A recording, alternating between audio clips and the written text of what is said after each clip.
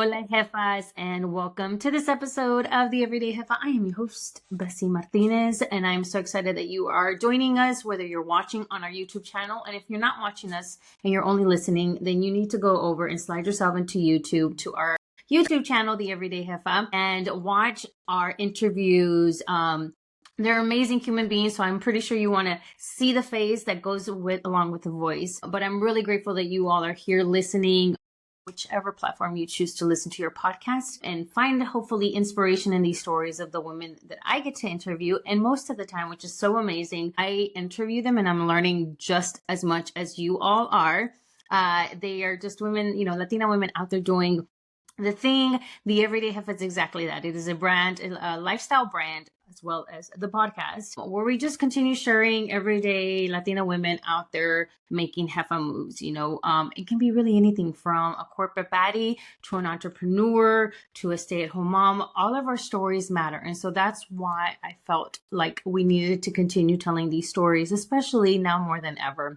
And so when I put out a calling, the Batman call, I guess, or the Chingona call on Threads, if you haven't been on Threads, I really highly recommend the community. And there has just been really amazing and super supportive. I said, hey, I'm looking for Latina women to interview in these types of categories. And today's guest was one of the ones that said, sign me up. And so I'm really honored. I don't take it for granted when people come and are part of the projects that I have. And so today, we are doing one of those conversations, just like I said, that I get to learn along the way with you all. We're just women at the end of the day. We put our cabecitas on our pillows. We have struggles, we have highs, we have lows. But if we can always walk away inspiring one person every single day, then I think most of us can honestly and genuinely feel that we are living our life's purpose. So I'm going to stop talking for just a minute. I know that's sometimes a little bit hard for me. However, I'm really excited for you all to really get to know today's guest, and let's do this. So without further ado, Mademoiselle, do you mind telling our viewers and our listeners who you are, what you do, where you're from, and thank you again so much for being on today's episode. Yeah, thank you so much for having me. First of all, I'm very happy to have answered the Bat Signal Latina Jefa thread, and very fortunate to have met you. For the listeners and the viewers, my name is Alana Meraz. I am the founder and CEO of a nonprofit called Latinx in Sports. Originally from Arizona, born and raised. My family is from Mexico, so very proud of my Latina heritage. I also work full-time within the sports industry in the baseball space, so really cool to kind of be a Latina that's pushing forward Latinx and Hispanic representation while also being in that same space as well. I'm very excited to share my journey here with Bessie and, to kind of talk about all the different side hustles that we have going on, which are very exciting. And I think a very Latina-like thing to have a lot of projects that we want to complete in a very short amount of time. But yeah, thank you so much for having me today. Yes, and that's one thing I think we hear consistently is Latino women just like to have their hands. We can multitask better than anybody. Like we can get shit done. We might, cry for a little bit. Chiona pero chingona is what I sometimes say when I'm in that moment. But I think it all comes from the love of our culture, right? I think it comes a lot with just the love of our community and just how can we continue to just give opportunities like the opportunities that we're sometimes, and it's not all the time, given to us. And now that we're in spaces where we can create those opportunities, how do we go about that, right? So, but we're going to go back all the way to the beginning. Sports. Why sports? Why did you choose to go into that specific space? Yeah, so I am originally from Arizona. I'm very fortunate to have a really amazing mom, a single mom who raised me. But in that process, my grandparents were also a very large part of my life when I was growing up. And my grandpa is one of the big reasons why I believe I have my love of sports. I grew up watching the Arizona Diamondbacks when they started in 1998, 1997, and was really just a huge supporter of them within the baseball space. And I also grew up watching the Mexico national team in the soccer space. So really grew up watching a lot of sports. My grandpa actually basically learned what baseball was and how it was played because of the Diamondbacks, even though they didn't have a Spanish broadcast at the time. So he purely just learned based off like watching it and understanding the game. And I really feel like because I was raised by them and spent a lot of time with them, that's really where I was exposed to what the sports industry kind of was and my fandom for teams and for watching sports in general. And then from there, when I was thinking about what my college degree was going to be, I had originally kind of stumbled upon sports journalism. Realized very quickly I didn't want to like really read and write about sports in that sort of way. Maybe wanted to be a little bit more like behind the scenes or what it was to be in sports. And people always ask me, they're like, oh, were you athletic? And I'm like, no, I don't have an athletic bone in my body. So with that, you don't have to be an athlete to work in the sports industry or to want to work in the sports industry. But once I realized that journalism really wasn't what I wanted to do, I was very fortunate that my college, Arizona State University, where I was going to go, had just started a sports business degree. So I kind of took that approach to see what the business side of the sports industry was. I think obviously a business degree can be used in a lot of different ways. So for it to be focused within sports was very unique and very interesting and very different. And that's really what I decided to study. And during my time in college, I interned for our athletics department. I entered for the Diamondbacks, which was like surreal to be there. Our USL team, Phoenix Rising, and just like a lot of different spaces within sports in Arizona, which then led me to go to grad school in Barcelona, Spain. During the pandemic, kind of pre-pandemic in some sort of way, came back home, went back to Yuma, Arizona, where I was born and raised in my grandparents' home with my mom, which was like kind of crazy to be there again after like moving to a different country. But while I was there, I kind of had the idea of starting Latinx in sports because I really wanted to meet people that look like me, had been raised like me, had similar values. And I'm a very large believer that if you can see them, you can be them. And that's really what Latinx in sports is built off of, and something that I wanted to portray in our everyday programming and what our mission was really as a whole. And yeah, that's really where it was born. And I've been now very fortunate to grow it into what was an online Zoom call community into now a nonprofit that has different in-person events all across the country. Arguably, we are international now because we have members in Canada and Mexico, which is really exciting. So hopefully we'll have an international event soon, but been very fortunate to really be able to grow it in that sort of way. And during that time, I landed my first job within the sports industry, which was at US Soccer in their fan services department. And then a couple years ago, made the transition to Major League Baseball, which is where I work now in their international partnership activation space, and now live in New York City. So I've kind of moved away from Arizona in the very frigid cold, but very fortunate and very thankful to Latinx in sports, because I think it was definitely something that helped me grow my own career while also being able to help others grow theirs at the same time.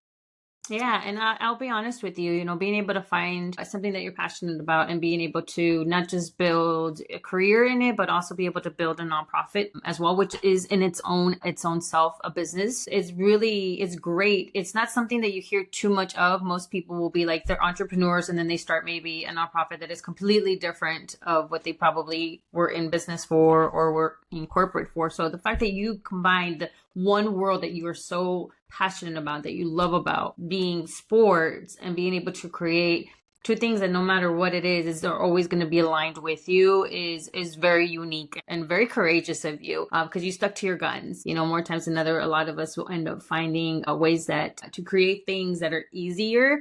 It's not always the most walked journey.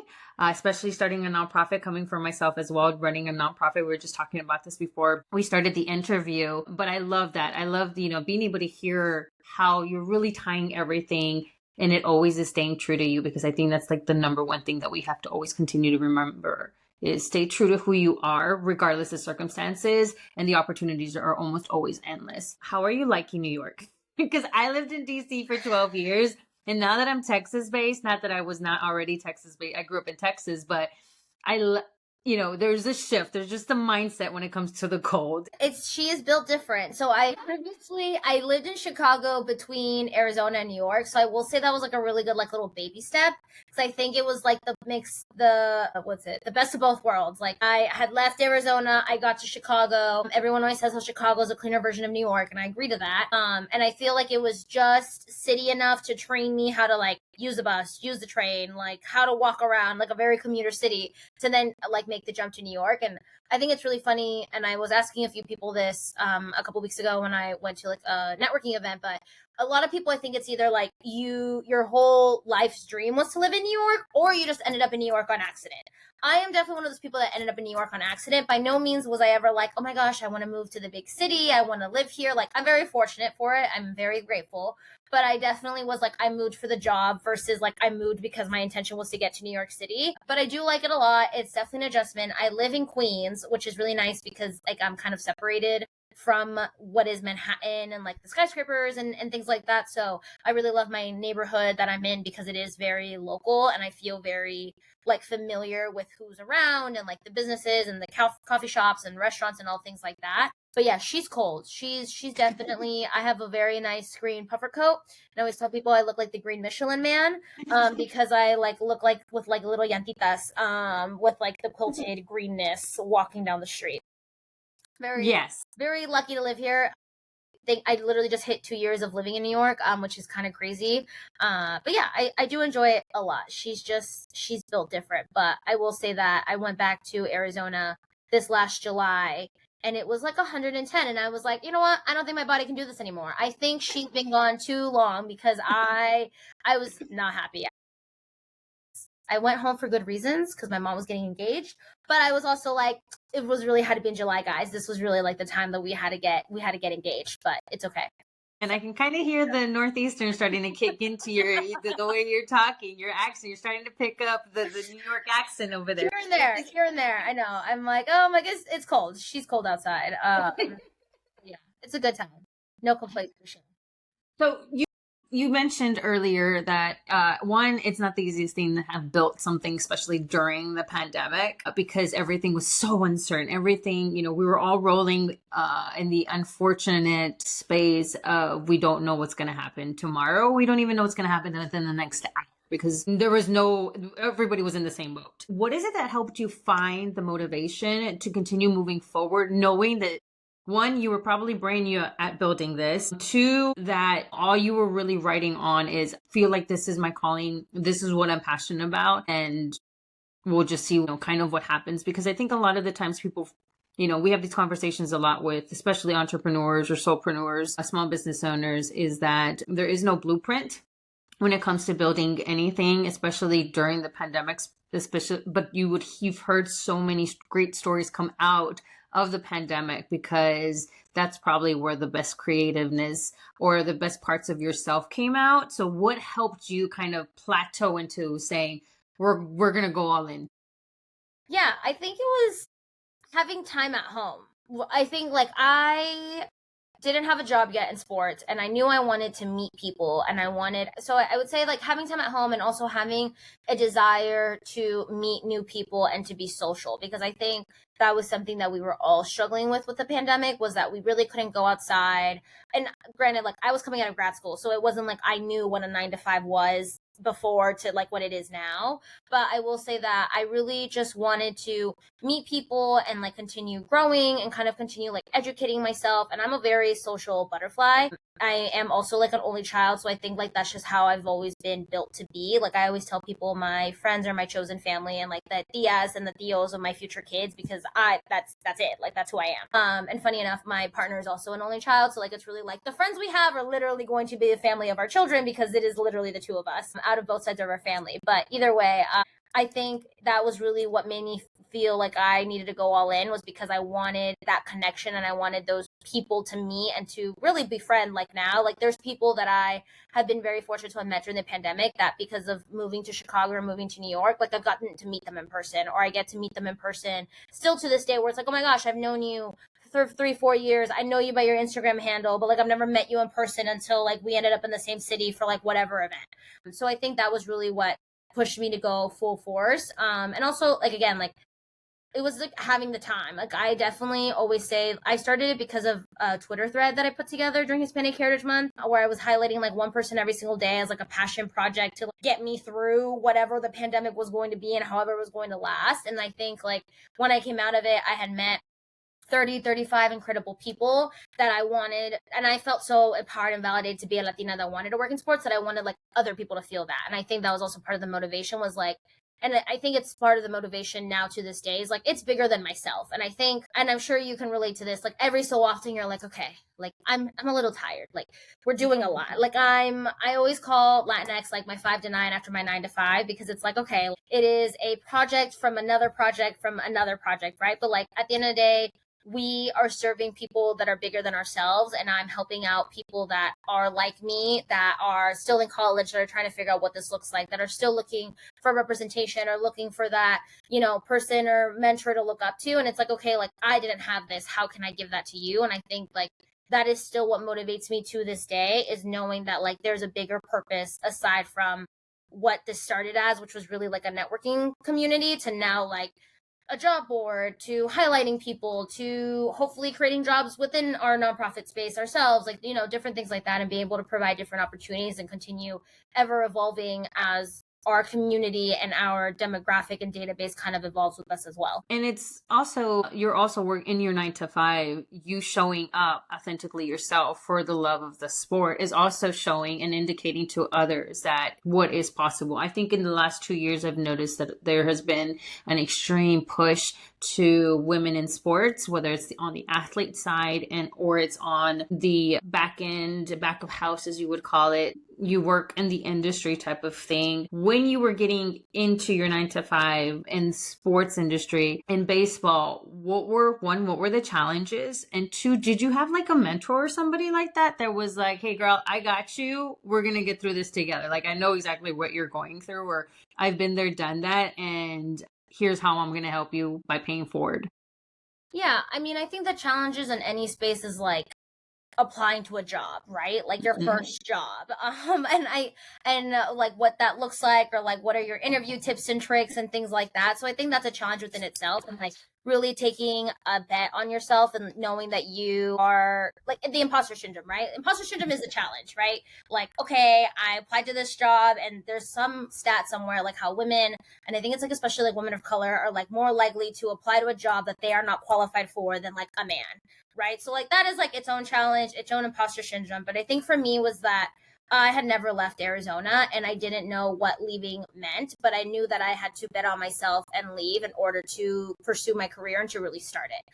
And I think that was like a challenge that I still am overcoming every single day. Like my whole entire family still lives in Arizona. I think it was last night, 2 nights ago, was my aunt's birthday. They're like FaceTiming me, and they're all singing happy birthday. And I'm just like, woo, happy birthday over the phone. And I'm like, I'm the only person you have to FaceTime, because I'm the only one that left and decided to like do my own thing.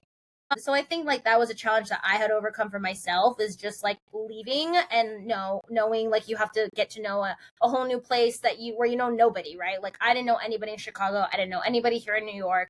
And really taking like a bet on myself was its own challenge to overcome. And I think when it comes to having a mentor, I have a few mentors that I think I've been able to encounter in different parts of my life.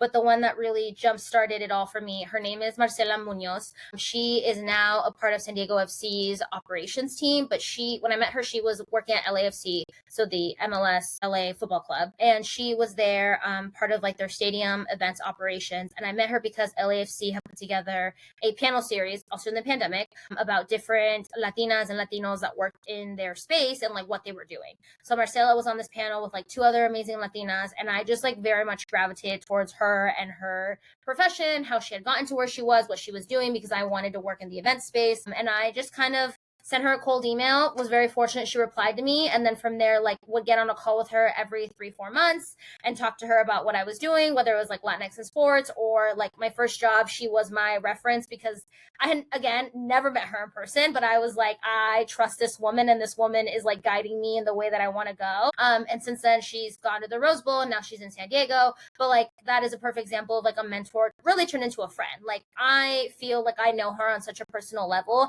and I kid you not, I think I've seen her in person 3 times in my life, maybe twice. So I'm like very fortunate for that relationship that I have. And another person that's been a really great mentor to me, her name is Catalina Viegas, and she is the director of DEI at Major League Baseball. And again, I met her because of Latinx in sports before the both of us got into baseball. And she's just been very incredible to really be a guiding light into what my career has looked like, what it is to be in the DEI space, especially now with all the uncertainty, and kind of like what that overall looks like. But she's also been a really great mentor and has always made sure to push Latinx where she can, which I'm very fortunate for, because at times it feels very much like a one woman kind of thing, that we're all trying to figure out, and I'm trying to promote it at the same time as like my job. So I'm very fortunate to have her as someone that also amplifies my work, and what Latinx in sports is doing, and putting us in rooms that I couldn't imagine be put in, and also am not in at the time, but she makes sure to amplify us and to advocate for us, which is really important. So one of the number one things that a lot of people that are multitasking, we're going to call it that, we're going to call it multitasking, is our mental health. And I'm telling you, even for a person for my age, I just aged myself out, by the way. I learned probably in the last 5 years, really what does mental health mean for myself versus what the word has always meant in general for just people, right? Yeah. So how have you been able to, because I know I've gotten hits before because of this, because I don't believe in being able to have a balanced life. I don't believe that you can have everything at the same time. You can have it all, just not at the same time, because something is bound to fall through the cracks. That's just the nature of the beast. My mom today said to me, I have to look it up. You can do it all, you just can't do it all in one day. And I was like, damn. I was like, okay. I was like, you're right, which is like really what you're saying, right? Like you can have it all, you just can't have it all at the same time. And I think exactly. I try to remind myself of that. Yes. So how have you been able to keep yourself sane? Because like I said, multitasking, coming from somebody who doesn't have a 9 to 5, but my brand is technically my 9 to 5. And so is the nonprofit is also my 9 to 5. I don't think I have a part-time job here. Figuring out what works for you is very evolving. So what have you found that works for you right now? Yeah. I think my mental health has been something that I've paid a lot of attention to, probably starting during the pandemic to like now, every single day. My mental health is something that's very important to me and something that I'm very like hyper aware of. Transparently, I had a really hard, I would say, year. I'm 28 now, so a really hard 27. It was like there was a lot of meltdowns, there was a lot of crying, there was a lot of spiraling. I had my first ever anxiety attack like 2 days before I turned 27, and it was very like, what is happening? And like, I need to slow my roll. And my birthday's in December, so all of 2024, I had made the mantra of like, do less. And it was like, okay, how am I going to do less while still growing and still, progressing and making content and growing Latinx and growing my career and like doing all these great things, but like, how am I going to do less and like put less pressure on myself? And I think one of the ways that I practiced this was by kind of prioritizing my health more. I started like working out again, which was something that I was very passionate about when I was in high school, but like when I got to college, it like went out the door. So like I've been working out a lot more into this year, but also like had started like last year. I'm very into like coffee shops and walking. So when I moved to New York, especially, like I made sure to find a coffee shop every weekend or every other weekend in like a random neighborhood in New York City. And I would go and then I would like walk around and explore because I never lived here and I was just trying to like get to know what my neighborhood looked like or what another borough of New York City looked like. And I think like the most important part was therapy. I've been in therapy now probably 2 years, and I mean maybe probably longer, but I think like that was something that's been very important to me and something that I'm very transparent about, to the point where I think I make people uncomfortable, but I think it's my responsibility to make people uncomfortable because like I think this is normal, and I think we should all be talking about going to therapy. And like, like I tell everyone all the time, I'm like, you should probably go to therapy in a very loving way, but like you should probably talk to someone, because like at the end of the day, like the people you talk to now aren't always going to be able to help you. Like a perfect example of this is that I went to Korea last year, and I went for work, and it was amazing. And then I like stayed like afterwards on a girls trip, and this is like the first time I think I've really like talked about outside of my family circle. But I went on a girls trip, and the whole entire time I was super anxious about being there. And I think I'm very fortunate to be familiar with the places that I had traveled to before, and Korea was the first time that I had like literally, and like was in a whole different environment, in a whole different setting, a whole entire language that I didn't understand. And I think I was just like very like in shock of it. And the whole entire time I'm like spiraling. Like I'm calling my mom sobbing. I'm calling my best friend, my boyfriend, like everything. And by the time I got back, my mom was like, okay. She's like, I love you. She's like, but this was not livable. She's like, and if you want to keep traveling, like we have to figure out what is going on. And I was like, yeah, you're right. Like I should definitely figure out what's going on. And I had already been in therapy, but I think what I'm trying to say is that my mom could only listen to something because obviously my therapist wasn't awake because like I was in Korea and it was all the time difference. But by the time I got back, my mom very lovingly was like, I think I should talk to your therapist and tell her what I see that happens to you so that she can help you. She's like, not because I don't think you're telling her, but she's like, I just see things from like a whole other lens of what you see things. And I'm like, okay, fair. Like, I appreciate that. So I think all this to say that everyone should go to therapy because not the person that you confide in is not maybe the person that is most equipped to like help you because they're just not. They're not a licensed therapist. And if they are, great. You're getting therapy for free from a therapist. Like I love that for you. But like a lot of times they're not. And I feel very fortunate for my mom and my family and my partner to like really be supportive of my mental health journey because I think a lot of times it's very hard to admit that you have a mental health journey, especially within like Latino Hispanic households. But I'm very fortunate that my mom is an outlier in that sense where she's been very supportive of it ever since I can remember, ever since before, quote unquote, I had anxiety that I do have now. But yeah, I mean, I think what I need is ever changing. I make a lot of lists. I definitely like give myself like realistic deadlines. And I'm like, okay, if I don't do it today, like I can do it next weekend. Or if I don't do it, like we can move it on to something later. And having grace with myself, I think is something that's really important because I am a multitasker. And the best way that I can put it is that probably like a couple months ago, I was going on a work trip and it was the Sunday before and I hadn't packed and there was like a ton of errands that I had to do in Manhattan. And my partner goes, he's like, we're not going to go anywhere. He's like, you're going to pack. He's like, you're sick and you need to take medicine. He's like, because you don't have the guardrails to like stop you. You don't have the guardrails to not like to know that you need to stop. And I was like, okay. And like, it's a joke now in my family, but like, he was still right? Like, I don't have the guardrails within myself to be like, no, Alana, you need to like take a chill pill. So I'm very fortunate again to have people around me that are like, Alana, you're doing a lot. You're doing great, sweetie. But like, you can take a day off because sometimes I feel like I have to do it all at the same time. Which goes back to what my mom said today. Like you can do it all, just maybe not all on the same day. So again, I think having grace with myself is something that I need and something that I've been trying to practice more actively and having patience with myself because I think we are our toughest critics. And I've learned that over time. And I see it also with like Latinx in sports. Like I have all these really, really big ideas and all these really great things that I want to accomplish. But at the end of the day, like I tell myself all the time, Rome wasn't built in a day.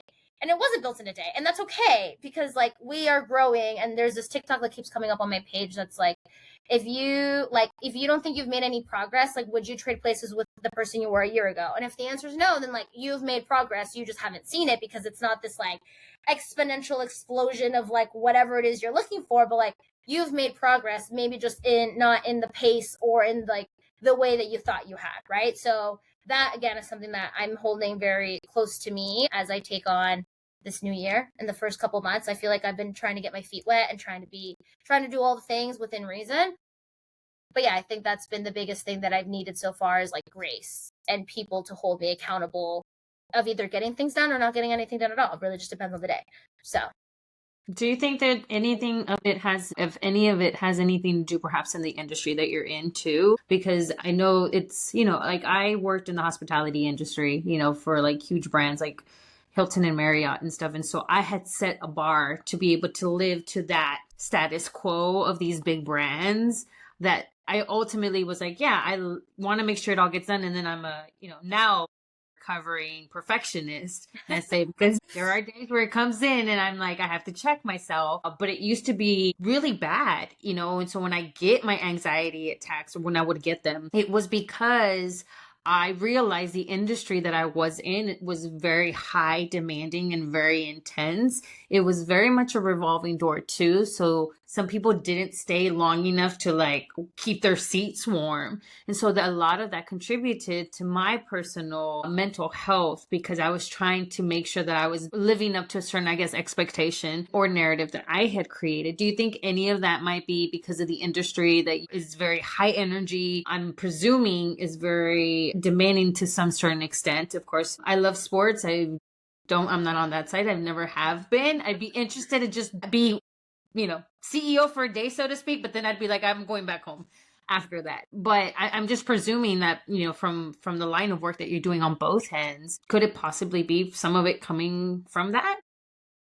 I think any industry has a lot of pressure. And I think like in any career level that you're in, like you're just trying to get to the next level, to the next to the next promotion, to the next like big thing. And, you know, you're just like trying to help uphold yourself to a standard that maybe is coming down from the people above you or like the people around you and whatever that looks like. But I think the biggest thing for me, and I say it as I don't even know what generation I'm officially in, if it's Z or millennial or whatever it is, but like I think the biggest thing for me now is like the pressure that I put on myself because what I see on the internet. I like almost think like some form of it is somewhere related to being in a sorority before, because I think like the sorority life was like a lot of pictures and a lot of like perfect photo ops and like the ways that you looked and the way that you did recruitment and like everything like that. And like I wasn't in that kind of sorority, but being in a sorority put you into that atmosphere. And I think like now the way that I consume social media is like very much similar, but also like different in that sort of way as well. So I think apart from it maybe being like the industry that we're in, arguably I think it happens in any industry in different forms, obviously, whether you're in like tech or in sports or in culinary or I don't know, art, like an artistic forum or anything of the sort. I think for me right now it's definitely like what I see on the internet and being like, I want to do that, I want to be like that. And I think like that's okay to some degree, like being like, oh, I really want to be a content creator because I want to be able to go to cool events, or oh, I really want to post my content a lot more so that I get gifted things. Like I think there's some good to take out of following people or from someone's like content, but I think there can be like a whole lot of bad when it comes to like comparing yourself. And I think that goes back to like the imposter syndrome kind of realm. But I think for me, like that is what I feel like is giving myself pressure, is like seeing girls that are my age, arguably girls that are younger, that are doing a whole lot more with their time. And again, it's like you can have it all, you just can't have it all on the same day. So yeah, I think that's kind of like where I'm coming from, or like kind of the pressure that I've recognized within myself that I'm trying to frame in a different way, and I guess like use it as motivation and energy versus like inducing my anxiety, which can happen at times, but trying to use like that energy or that comparison for good versus for like bad, or like for like self-doubt, I guess, in a way. Yeah, I know it's the whole, it goes, I know you see it still to this day where a lot of people are talking about that whole highlight reel, you know, your Instagram highlight reel, you know. And so one of the things is, which is why I started the Everyday Hefa, was because I was like, guys, if I'm going to tell you how it is, I may not show you always a picture of me crying, because most of the time I don't have a phone next to myself, you know, capturing that type of content. But I will go live or I will do a story and it's me bawling my eyes out. And I want people to know that what they're seeing on my feed is just literally 5 seconds of my life, when the rest of, I don't know how many seconds left of a day might be -5. My days looks like crap sometimes, or it might actually be a perfectly, weirdly enough, day, but that it's not a highlight reel. I'm showing you like the cool pictures that I probably took at a photo shoot, or, you know, pictures of my coffee. But ultimately, I want you to understand that I'm going to be real. I'm going to be raw. I'm going to be true to you. But I also need you to understand that this is just a moment in my life. And I want you to just see that, and or at least grasp that it's okay to be vulnerable, and it's okay to not always show up pretty picture like esque, because that's not all of us. We're multi-layered of everything. Yeah. And I think I posted like my cutesy little birthday picture, let's say last December, and I remember I was gonna write something like, oh, it's something like cute and witty, whatever, about turning 28. And I remember my mom works in PR, so I run a lot of my Instagram captions by her. And I was like, Mom, I just want to be honest. I was like, I just want to be like, listen, 27 kicked my ass, and I really hope 28 is a lot better. She's like, okay. She's like, write it. She's like, and we can like, you know, frame it up a little bit differently. But she's like, but we can still convey the same message. And I would have to pull up to like remember what it said. But like when I posted my birthday picture, it was like, this past year has been the hardest year of my life. I don't say that lightly, and I definitely, like, anyone that has talked to me definitely knows, because I'm very like open book. And again, this goes back to like, I feel like it's my job to make people uncomfortable, because like not enough people are uncomfortable. Like they're just in their own little bubble. And like we really need to talk about the harder things in life, and like be empathetic to whatever else everyone is going through. But when I posted my picture, like I was very transparent of like, you know, it's been a really hard year. A year ago today, like I took the steps to make sure that I was in a better mental place, which is like true. I stop drinking. I am transparently on meds, and like, you know, things like that, where it's like it just helps me feel better.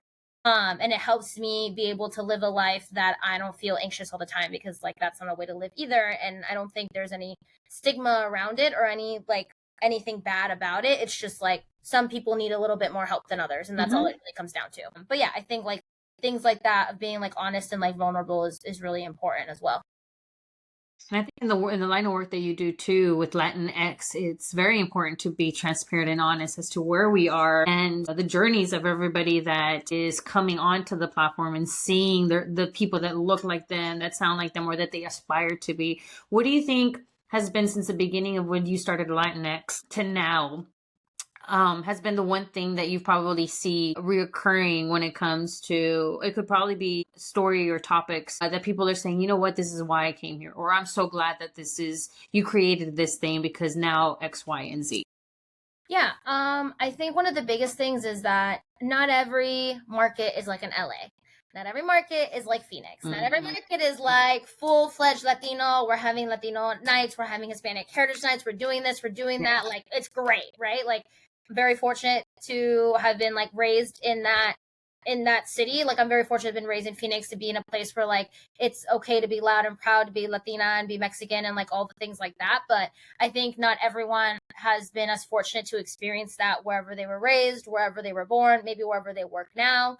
So I think like it's been really important for us to do the in-person events that we do, which is really great, but also like the virtual events. A lot of times people join from a Milwaukee, a Philadelphia, a like Oklahoma, like places where it's like, I don't think there's a lot of Latinos here. For example, we have a very large Latino and sports or Latinx and sports population in Utah, a place I would have never thought of. But thanks to our inaugural board members, Franco, he has really been able to open our eyes to what it's like to be Latinx and sports in Utah. And we've been able to have a really great event. We have another one coming up next month. I'm in Utah, and like places like that where it's like, I would have never thought of it.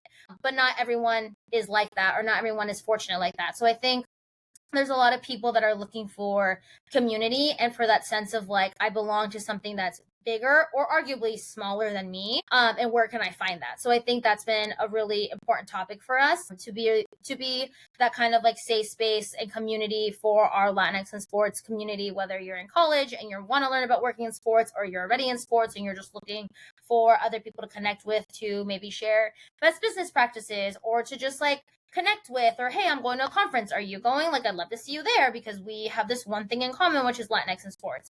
So I think that's been something that's really important. And also just like navigating the sports industry, I think sometimes it's very much about who you know and who knows you, and sometimes as a minority it's not as easy to have those connections already pre-built.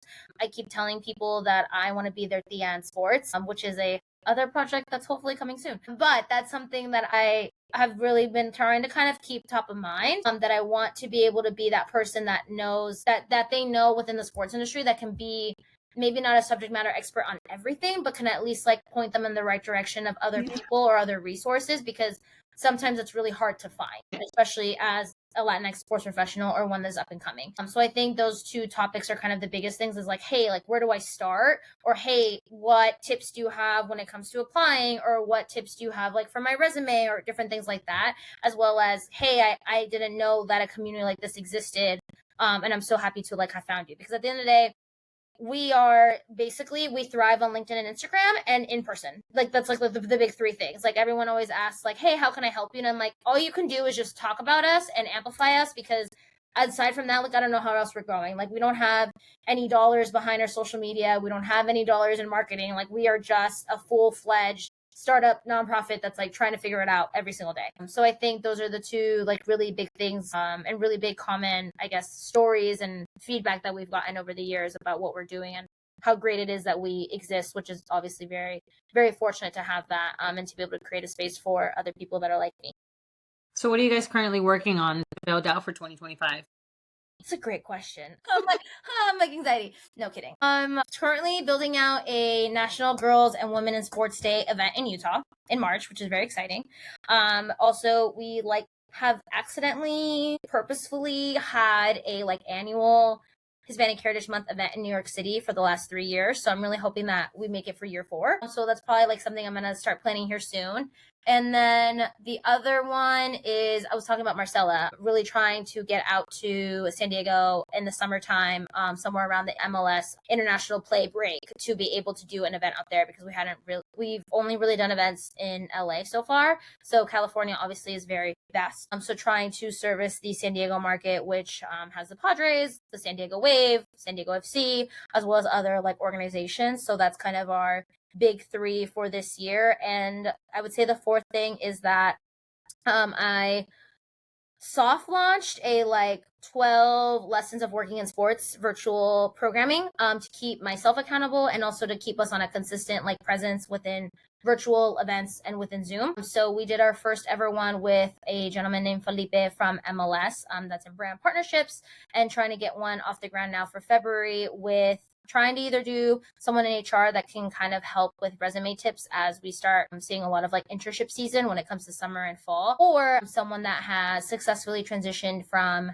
the team side to the brand side to kind of talk about their journey. Because I think a lot of times when we think about sports, it's a lot of teams and leagues, but we don't really ever consider like the agency or like a brand and how you can touch sports in a different kind of way, which is a really exciting avenue to explore as well. So that's kind of our two topics that I'm trying to hopefully launch for one topic for this month, and then another one come March or April. Well, it sounds like you have quite a bit on your hands. I have ideas. We just got to put the ideas to paper, but we have time. We have time to do that. So, well, as long as you're keeping yourself and your board members are keeping you, not just aligned or in line, but also reminding you that you've got this. I think you set yourself up already for success, regardless what that looks like.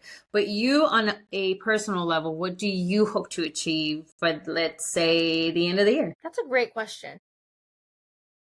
Because I'm all about manifesting. I know. I'm like my little vision board right there. I see her every morning when I leave, when I walk out the door. I said my word for the year was growth. So there's a lot of like personal milestones that I have for myself that I want to accomplish. I won't go into detail, but there's a lot of like personal things that I want to do before the end of the year when it comes to like growing as a person. So I think like that's really big for me. And then I would say I really want to grow my corner of the internet. And what I mean by that is which is like how we met on Threads, I'm really trying to be intentional about posting content that makes me happy, that I feel like is part of my pillars. Like I think one of my pillars is obviously Latinx in sports, so I post about it all the time, and I post on our page all the time, and I think the other one is like my love of sneakers, and also just like my love of like fashion and what that looks like. And I think I've always had that, but right now I'm trying to figure out how I'm trying to like express myself in that sort of way, which I think goes back to like how I consume my content. Like I'm seeing a lot of these like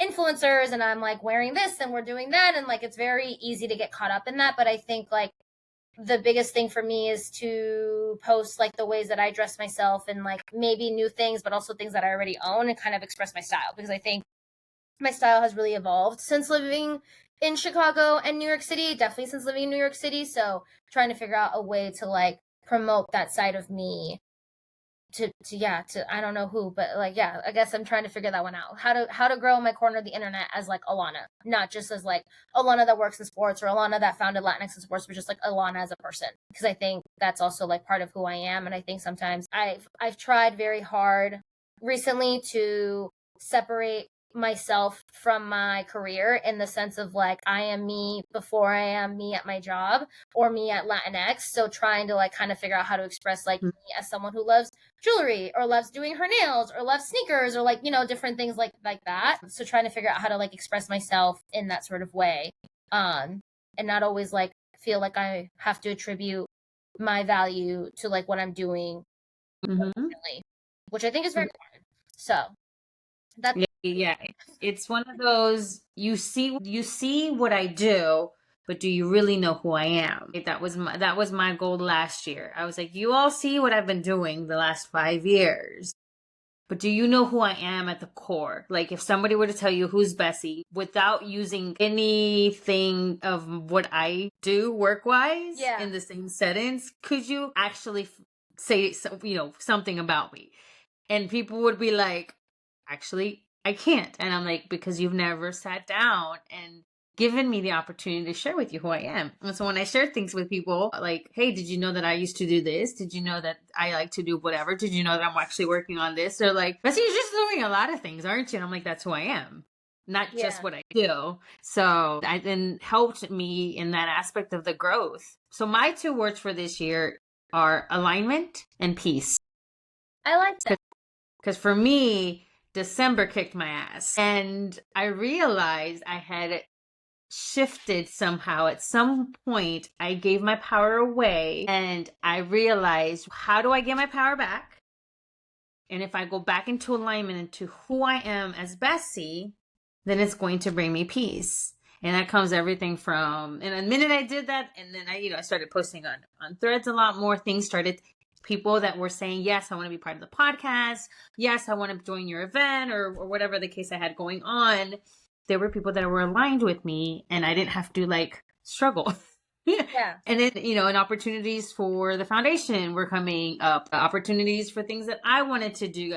So last year was a lot of growth, but it came with a lot of sweat, tears, and a lot of gray hairs. I don't know if you have the problem or if you just have streaks in your hair. I think I might. I think I might this year, because a lot of the things that you're saying, and I can't wait to hear this back and like play this back to myself when I'm thinking about these things. But I really, a lot of the things that you're talking about, I hope is what I accomplish this year, because I think like making sure that, like organic alignment and opportunities are happening and growth for not only myself, but also for like my nonprofit or like within my career, and like these different things like are able to come to fruition through organic ways that don't feel like forced, that kind of just like maybe manifested themselves into it. Or like maybe I keep telling myself recently, and like delayed but not denied, like a lot of things that I feel like, oh my gosh, this almost happened, and it's like, oh, okay, it didn't happen. It's like, okay, but like just because it didn't happen this time doesn't mean it's not going to happen whatever next time, like, right? Like, or just because it happened minuscule this time doesn't mean it can't come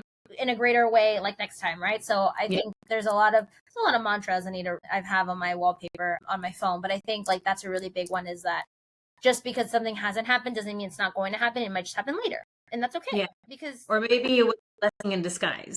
That too. That's also very important. Yeah, I would say those both are kind of in tandem. But yeah, okay.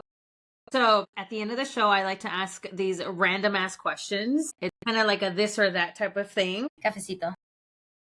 Pink or black? Pink. Probably pink. Probably. The reason I ask is because either you like to just stick to the norm and call it safe with the black, or you're like, oh yeah, no, I definitely don't stick to the norm. No, definitely not. Yeah, okay. That's a good one. Netflix and chill, or Netflix and chill, or ice cream night. Like walking to go get ice cream? I pick ice cream. Ice cream? Okay. Because you can always come back and then watch Netflix.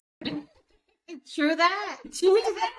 I can see that the wheels turn. You're very a logistic person. Well, because you kind of sort of answered this before, but still, winter or summer? Doesn't mean that it's exactly winter or summer where you live. I'm just saying, do you prefer the winter or the summer? Probably, no, that's not true. Summer. Probably summer. Okay. And if you could go to one place in the entire continent, where would you go and why? Well, that's a great question. I feel like there's a few places. One I've never been to, but I really want to go to Peru, which I'm going this summer. Fingers crossed. But I really want to go to Peru because I have really been exposed to that culture through my boyfriend and his family. And I never met a Peruvian until I met him. So like now I have like a really like deep love for like their food and their culture. And I think just like overall Peru is a beautiful country and has a lot of like amazing natural attractions, I guess, with Machu Picchu and like all these different things like that I just want to be able to see and be able to experience. So I would say that's one. And then the other one is Barcelona, Spain, because I went to grad school there and I haven't been back since I up and left in the middle of the pandemic. So I feel like, not that there's unfinished business, but I feel like I didn't really get to say goodbye the way that I wanted to say goodbye. And I really love Spanish food, like so much. So I would really love to go back because I haven't been able to go back since I left like almost 5 years ago, which is crazy to say it out loud. But yeah, I'd probably say like those are the two places that A, I want to go visit for the first time, and B, I want to be able to go back and kind of like see it one last time before like what I knew was actually the last time when I left during the pandemic. So if you could give one advice to the jefas that are either watching or listening from this episode, what would be the one thing that you want them to walk away with? I think the biggest thing to walk away with is that you should be proud of who you are. I think for so long, I felt like I shouldn't be proud of who I am. And I say this because I feel like I felt like I had to assimilate for a while when I was a kid. And I think like it came from a very nurturing, loving place where it's like, hey, we need to fit in order to like to fit in for things to be easier, right? Don't be loud.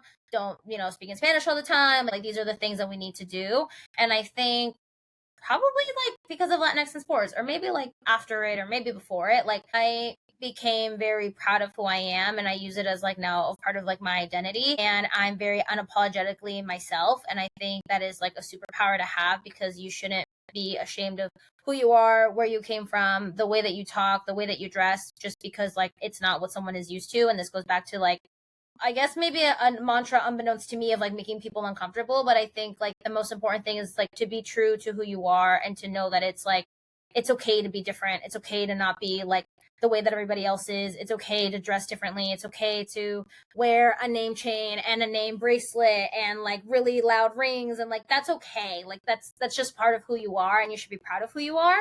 And I think that's like something that really helps me move forward, and I think has helped me come out of my shell in a way that I didn't know. And I'm very fortunate to have like figured it out somehow. I don't know how I really did, but I think like that's something that people should, that other jefas, I hope, remember as they go about their day and look for career opportunities or their side projects or their corner of the internet and whatever that looks like. Like it's very much a superpower to be proud of who you are. And it takes time. It's definitely like not in a day, but know that like there shouldn't be any shame in like being a jefa.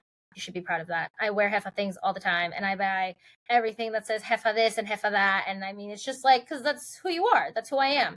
And to be proud of that. So how can we find you? How can we support you? How can we make sure that we're there for you? So my corner of the internet is under my first and last name. So it's Alana_Meraz on Instagram and TikTok and Threads. And then for Latinx in sports, it's LatinXinsports. So Latinx in sports just all the way through on LinkedIn and Instagram. I might make us a Threads account. I haven't gotten there yet. I can only keep track of a couple platforms. Oh, and you can also find me on LinkedIn. So if like any professional advice, or if like you're looking to work in sports or anything of that sort, Latinx in sports and I guess myself are like great resources for that. And if I don't know the answer, I'm happy to point you in the direction someone does, because I am very authentic about that I may not always have the answer, but I can guarantee I probably can know someone that could be a better resource than I can be. So I always try to be a people connector in that sort of way. All right. Well, I'm pretty sure you and I could probably keep talking all day long about all the things. Sometimes, because like I said, I don't always know as we're having the conversations, where it's going to lead us and stuff like that. So I can say that from where I'm sitting, I feel like the tia giving the advice, at least when it comes to like growth, personal growth, and how that has been applicable to growing the foundation and all the things that I'm growing as well. Super proud of you, even though I know, we've just recently made the connection. But I'm really always proud of the Latina women that are out there that are just fearless, vulnerable, authentic, but just carry themselves with all of their heart, knowing that anything can happen, but it's not going to stop them. They're willing to push the boundaries. They're willing to, color outside the box. And that is something I think we need now more than ever, to be able to see those types of stories and hear those types of people being existent out in the wild, because we need that right now. That is absolutely your sign of hope, your sign of excellence. And I can just only imagine all the great things that you're going to do with Latinx and on a personal level too. Thank you so much for joining us on this episode. I know I'm taking a lot of little tidbits with myself as well, kind of reminding myself on certain things. But it's been a pleasure. Thank you again for saying yes to jumping onto this not unfamiliar face on the Thread side of the world. and taking a chance, because I can only imagine all the great things that you're gonna move forward to. So again, thank you so much for being here. Yeah. And thank you. And I think the way that we met is a perfect example of like just putting yourself out there, because you never know what's going to happen. But very thankful to have been able to come on and share arguably different sides of myself that like I kind of said in the middle of the conversation. I haven't really told anyone this aside from like my boyfriend and my family. I'm so very, very thankful to have been able to share a different, authentic part of myself through the podcast. I'm very excited to see where all the things go for Everyday Jefa and the foundation as well. Well, thank you so much, Jefitas, for tuning in or for watching wherever it is that you are. Remember, you are the lightest bright shining in your own space of the universe and the world. Continue pushing forward, continue lighting up the room and taking up space. And remember, there's always a Jefita here looking out, and supporting you in any way we can. So, hasta la próxima. Nos vemos. Adiós.